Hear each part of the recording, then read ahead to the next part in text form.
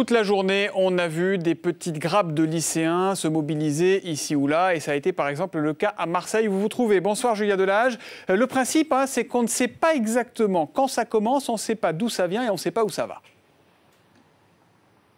Exactement, c'est tout à fait ça, Thomas. Enfin, il faut dire que ici, le mouvement lycéen n'est pas encore très bien organisé, tout à fait coordonné, mais ça va venir, nous assure-t-on ici. Donc aujourd'hui, certains lycées, notamment dans les quartiers nord de Marseille, ont été bloqués. Les élèves ont décidé de ne pas aller en cours et en tout début d'après-midi, eh bien, deux petits cortèges se sont formés spontanément et rejoints ici sur le Vieux-Port.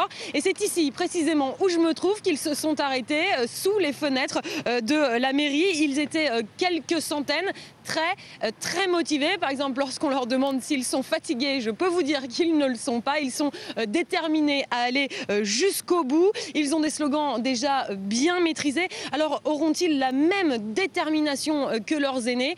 Oui, espèrent les syndicats. Je vous propose d'écouter le représentant de la Fidèle ici. Les lycéens doivent se mobiliser justement à propos de cette réforme des retraites parce qu'on a déjà un taux de chômage qui est à 10% et il va pas cesser d'enfler si on n'offre pas des emplois aux jeunes qui sortent d'une formation ou des études longues.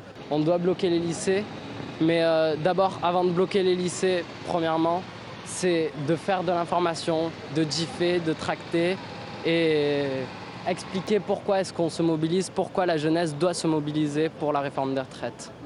Julia, au-delà du cas de Marseille, est-ce qu'on arrive à savoir ce soir combien de lycées sont bloqués ou mobilisés ? Alors 342 lycées perturbés selon le ministère de l'Éducation nationale sur les quelques 4300 que compte le pays. Des chiffres minimisés bien sûr selon le syndicat lycéen UNL.